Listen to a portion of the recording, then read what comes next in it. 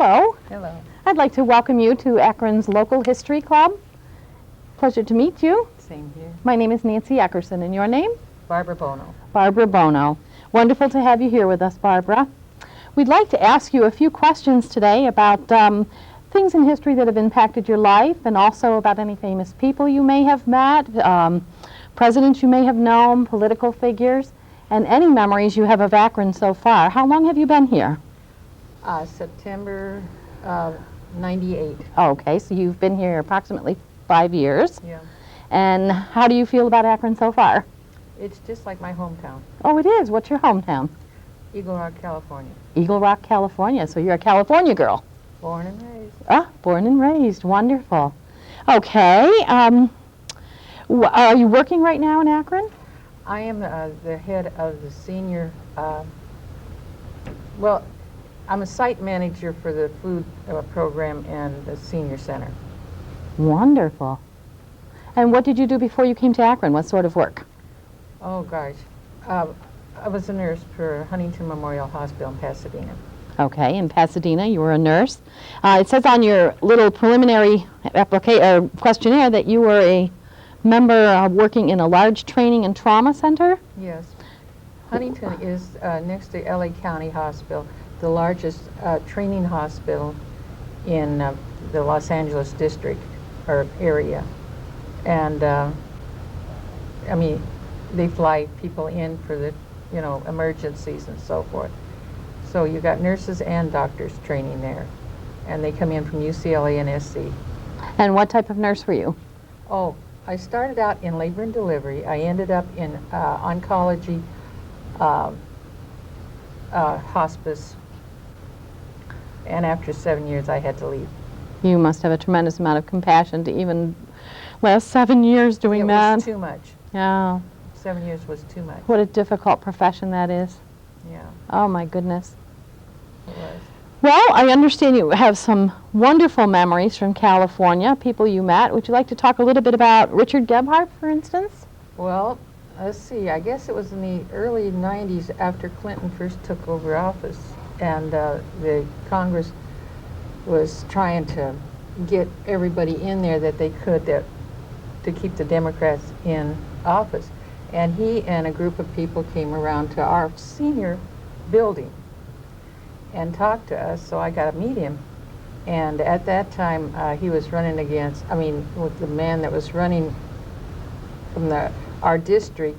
I can't even remember his name, but I think he's now in Congress. I think his name was Adam. But anyhow, they got this other man in, a Republican, and it ended up where he was involved in the big impeachment of President Clinton.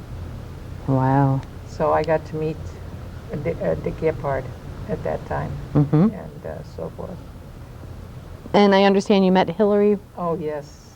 Hillary I've met Rodham her. Clinton. And I intend to meet her a couple more times. Could you tell us a little bit about her? Oh, she's very small. Oh. She's sort of petite. And I don't know, other than that, other than she's just very sweet and nice from what I saw of her, and busy as it can be. But from what I've observed, she's very intelligent. She can answer questions right off the top of her head. Mm. She's quick. Very intelligent woman. Yeah, she is. Very bright. Well, that's good to know since she's in a government position. Right. We'd love them all to be very wise and very brilliant. Wouldn't we? Yes. And because you were in LA in that area, I understand you've met some movie stars? Oh, gosh. Bing Crosby I don't know if you ever remember, he fell off the stage at the Pasadena Civic Auditorium at one time. And he ended up in our hospital. He's a little bitty man, or was a little bitty man. Oh, my gosh. In fact, he almost looked like a teenager as far as size went. Plus, my father put in the sound at Paramount Studio. He was an electrical engineer. And so he worked on a lot of the road pictures with Bob Hope and Bing Crosby. Oh, wow. And basically, the reason they stopped making those pictures is because it all but bankrupt the studio, because they would act up so much during the making of the movie that the crew, it would put the time element completely off. So in other words, they had so much time to shoot this the scene and so forth. Well, it took them all day to do it, you know, and so that's paying for all these people. And so eventually the studio decided no more road pictures. So in other words, they had the crew laughing too hard too, Yeah, right? yeah, they had everybody going, you know. Oh so, my gosh. Yeah. And what else did your dad do there? Oh, Lord, besides this day in history. That's the day he died. Oh, okay. Are you sure you'd like to talk about that? Not right now, Okay, we'll hold off for a little bit. All righty. but He must have worked on other pictures then, if he worked electric gosh, for... yes. His favorite actress that he would talk about was Barbra Stanwyck Oh. and Teresa Wright. So basically, he'd just come home and tell us numerous things that would happen at the studios. What did he tell you about Barbra Stanwyck? Besides the fact that he thought she was the most beautiful star he'd ever seen. She was a lovely lady. Yeah, he just loved her. And- Refresh our memories. What was Barbara on? oh, gosh. I can't think. It was a Western. Yes, that's right. Bonanza? No, not Bonanza. Not Bonanza. Oh, Big Valley? yes. Yes. Big Yes, Valley. Big Okay. Valley. And then also the movie, the one with Fred McMurray, Double Indemnity. Was Okay. that? All right. Yep. I can't remember. Yep. But anyhow, she was married to Robert Taylor, and but my father just said she was just down to earth, a good person, easy to work with and easy to be around. That's wonderful to hear Yeah. because you assume movie stars are going to be No. impossible and Oh, unreachable and Yeah. all those no, things. Certain ones he would say that, but she was one of those that wasn't. Wow. So, So, what is your most memorable experience about your nursing career? oh, Lord. I met numerous people. It's amazing the people you come in contact with. I was taking care of this little old man and come to find out he was a Pulitzer. And I've taken care of Wow. judges and the mayor of Pasadena. Oh, Ray Bolger, who is an old Oh, I movie loved actor. Ray He did Bolger a from dance The in our Wizard of hallway. Oz. Yeah. He did? Yes, he did a dance in our hallway. Aw. And I don't know, what I enjoyed about is the people I met, and I mean, the most important one I think was a policeman. He had cancer, and the police officers have a thing that they do. They assign somebody to stay with them. Anyway. He was just a good man. And at that time, the hospital was getting, where the insurance companies would come in and evaluate everything, and they'd say, get this person out, they'd go home, this one goes to a convalescent home or whatever, they can't stay any longer.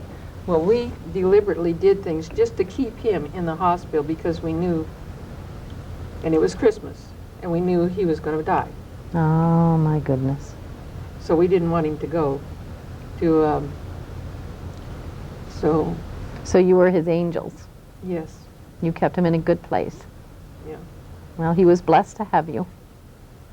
Yeah, that was the only thing that I had trouble with. I imagine that must have been very difficult for you, for all of you, working with him. Yeah. Well, that's probably one of the major reasons why I never chose nursing. I don't Well, at think the I could be time- strong enough. At the time, I could handle it, but I can't anymore. Yeah. I can't.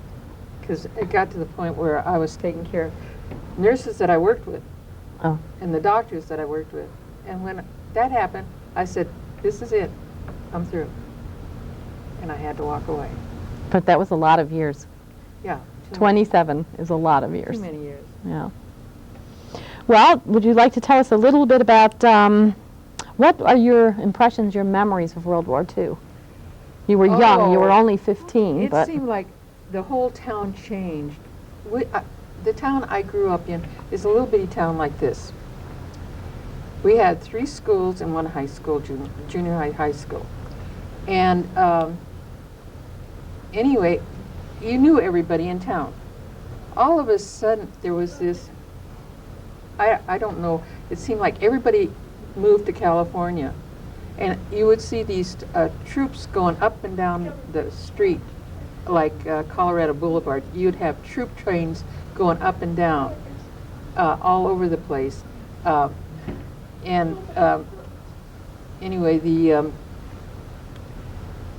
people would come in just to work for the factories and things like this. And what made me upset, I had a girlfriend that was Japanese, and they took her away, her and her family. We had Japanese gardeners. My aunt, my great aunt, had Japanese gardeners. They took them away. We had people that worked in the grocery store that were Japanese. These people had been there all their lives, or our lives, and they took them away. Well, It's so sinful how prejudice goes so deep. Well, you know, they were so worried that they didn't know who was going to be a traitor or who was going to be doing something. So anyway, that was hard on us. And then, like I say, families, well, before that, the Depression years, everybody was struggling, and then all of a sudden there was all these jobs available everywhere. And you had all these people coming into California that were from, I swear, honest to Pete, from every part of the United States, you know. Wow. And it was really rare to find somebody that was a native Californian, because, you know, first of all, California is a younger state than many of the others, and so everybody is from someplace else. And like I say, my brothers, I even had uncles that were native Californians, so we were one of the rare bunch as far as that goes. But the whole environment changed as to the people, and as you know right now, California is a conglomerate of people. When I left, the Asians were #1 minority, #1 on the chart, then the Mexicans, and then the blacks, and then the whites. Oh, wow. And when I was a child, you could not have a black person in town after 5 o'clock. They had to leave.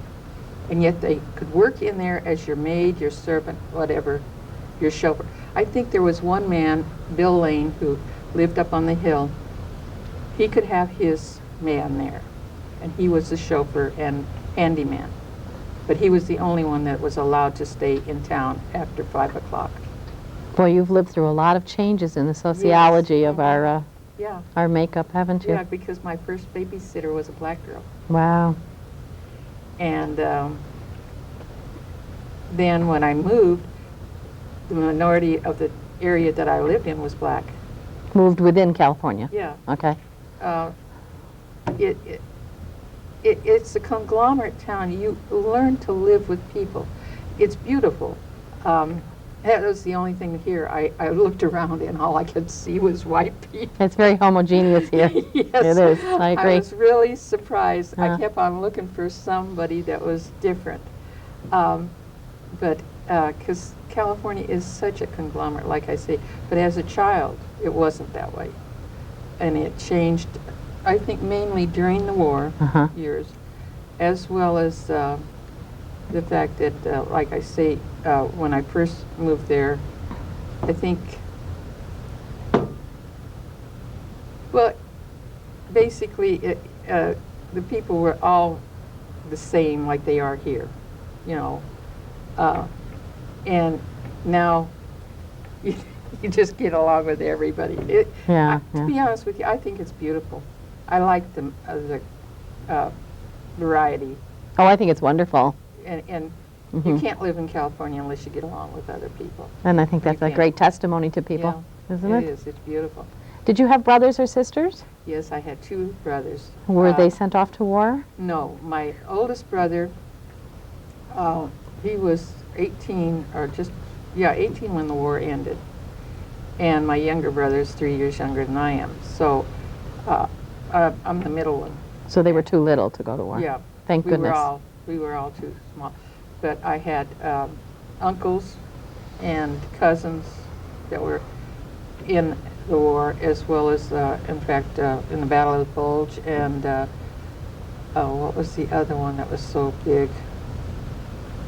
Can't remember, but they were in the part of it, and in Korea, and then I had a son in Vietnam. Wow. So it's been, now September 2nd, 1945. Yes, I noticed is the that day date. that the Japanese signed their surrender on the Missouri with MacArthur. And that's the day my father died at Paramount Studio. Oh my goodness. Yes, so Oh my goodness. that will stay in my mind the rest of my life. Of course it will. Did he have a heart attack? He was young. Yes, he was only 43 years I old. thought so, and judging by the numbers, he had to be very young. Yeah. He must have had a heart And they attack. were just going to start their first vacation since the war because, you know, everything was frozen during the war. And so my mom and dad were going to take a vacation, and that was a Sunday, and he really shouldn't have been at work. He was supposed to be doing something else, but he went in anyhow. And that's when he got bad, and he died there. I'm so sorry. So it was, So you were 15 at the time? right. So it was quite a shock for the family. Oh my goodness. I can't even imagine. Then your mom had to raise you all? Yes, but see, during the Depression, which was interesting, our family, okay, we had my grandmother and grandfather, my Uncle Jamie, my Uncle Chuck, my father, my Aunt Ruth, and Paul and Blair. Now, we all lived in this big old house. We got these big houses, and everybody in the family, and we even had county children. So everybody... As in orphans, kind of? Yeah, well, Okay. no, they weren't orphans. They were children of families that were broken up or couldn't handle them.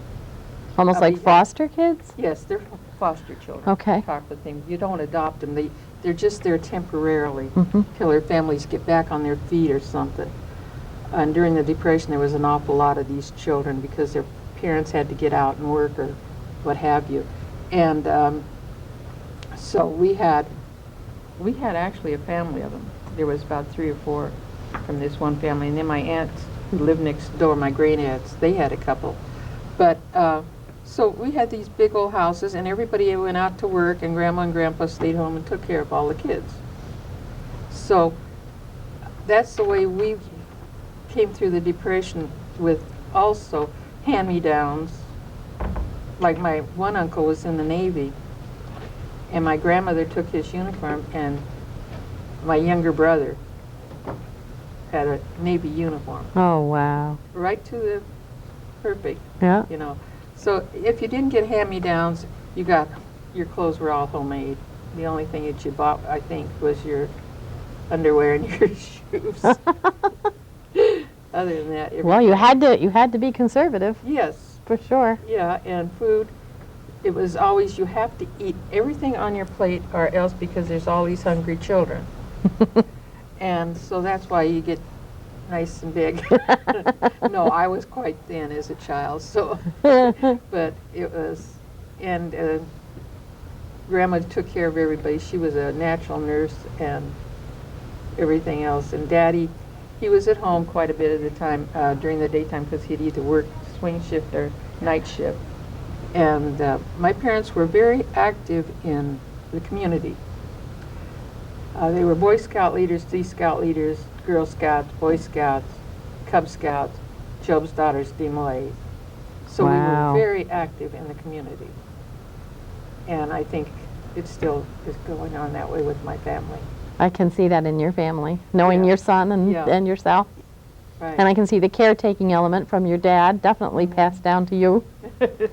Well, yeah, it's all in the family, yeah. Mm-hmm. And basically, though, like I say, sports, our front yard was a big old football field.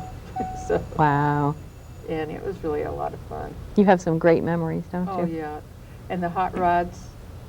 And What about the hot rods? Oh, my goodness, they'd tear a car apart and put it back together, you know?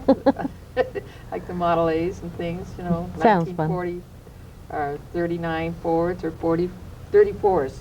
34s and 32s. Oh, really? Yeah, we'd tear them apart and put them back together. Your whole family? No, the boys. The boys. Yes, the boys in the neighborhood, yeah. And, you know, that was one of the things that us teenagers did an awful lot. But, oh, they were good years.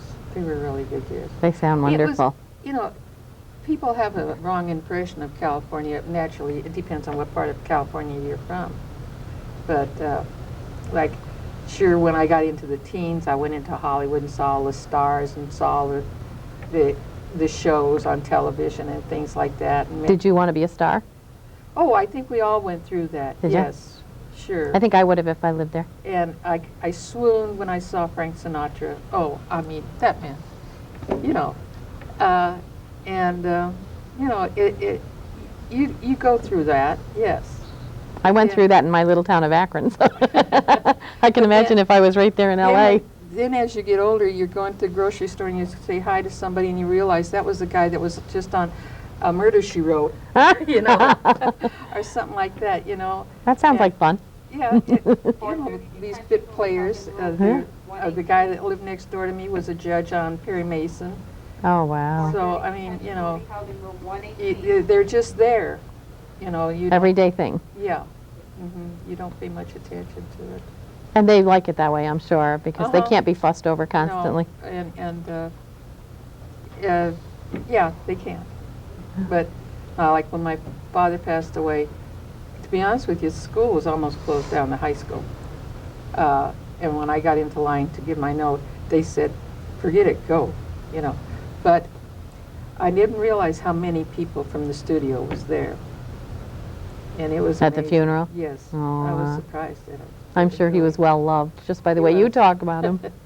He must have been. But anyway. So now, are you two brothers still in California?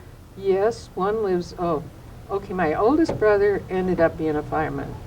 And he was on the fire department for, I think he went into it when he was in his 20s and he didn't leave until he was in his 60s. But see, the fire department in California is different than it is here. You get paid. Ah, that's nice. You're on 24, off 24, and then you wow. have so many days you accumulate so that you have vacation. So that they have their different shifts, A shift, B shift, and then they develop these businesses, and they build houses. Wow. They do all sorts of things. Okay, one guy's an engineer, another guy is the carpenter, and so forth. So they have a company that goes around and builds these businesses. And I mean, it's a camaraderie that they have that is amazing. But anyway, he went through the paramedics thing and everything else like most of them do. So being with the fire department over here at Newstead is part of my life too. But then my younger brother, he has his own construction company. Now my older brother lives near Santa Barbara, up on the coast now. But when we were younger and working, we all lived in the Eagle Rock, Pasadena area. Okay. But my younger brother still lives in Sunland, California. Sunland? Sunland. Sunland? It's near Tahunga, Burbank. Burbank, okay, there's one I know. Yes, that's Thank you. The television studio area, yes. right. Yep. Yeah. And what does your younger brother do? He owns builds houses still? He owns a construction company. Still, okay, Yes. wonderful. So Wonderful. he should retire, but he doesn't. Spoken like a true older sister. Yeah. Well, this is wonderful. I am so thrilled that you... Well, I can't help but want to ask you one question, since you are from California. Please tell me, did you ever live through an earthquake? Oh, quite a few. Quite a few? Yes. Oh, my goodness. They happen at almost a regular basis, but the biggest one that I remember is in about 1952 in July. That was the Tehachapi, and I was pregnant. Oh, my goodness. So, and I was sitting down, of all places, in John, when the whole house shook. And I mean, it shook. And naturally, you're big and you're off balance and everything else. Well, that one had about 3 or 4 after effects that were pretty strong. Mm. And I noticed afterwards that my house had a crack going along the side of it and things. But earthquakes in California are not, it's like a big jolt. Somebody's shaking you real hard.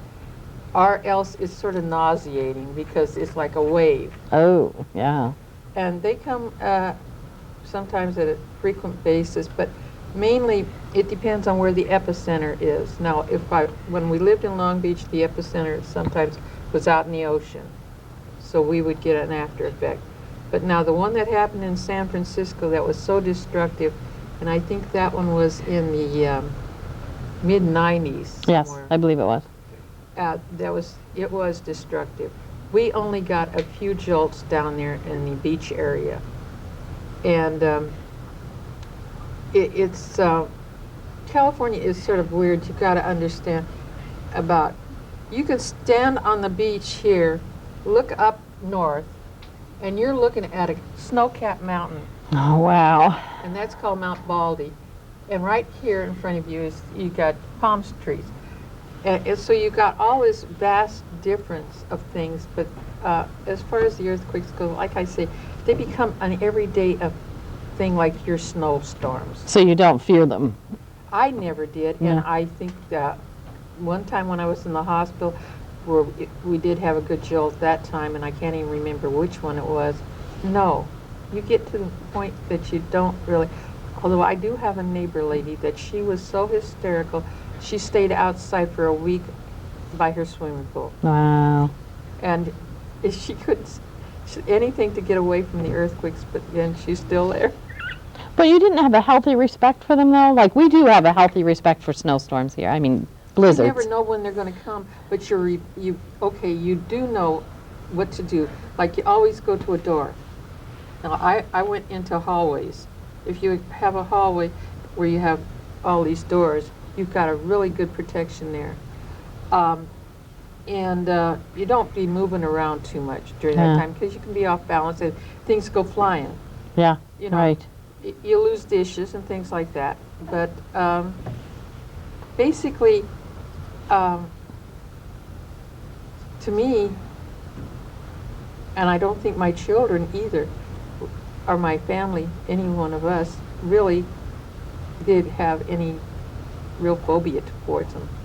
So that basically is a very good analogy with our snowstorms. Yeah. We have a respect for them, but we don't get phobic about them. You know what to do and how to prepare yourself for it. And then, naturally, you try to stay calm and then react afterwards.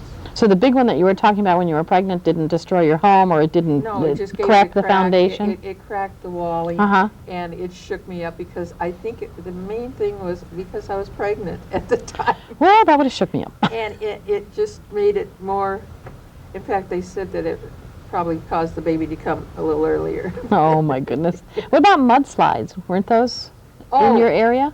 Oh, we had fires. Oh, fires like crazy. We lived right near the mountains, and when I say mountains, I'm not talking about a little knoll. I'm talking about a mountain. Nah. You know, like the High Sierras almost. Not quite that big, but they are big. And like Mount Wilson, I don't know how high Mount Wilson is, but that's where all your television antennas and everything are. But they always have fires along the San Gabriel line during the summer. And you can be sitting on your front porch and it looks like a snowstorm of all the ashes coming down on you. And your car gets covered. And that, to me, is really horrendous.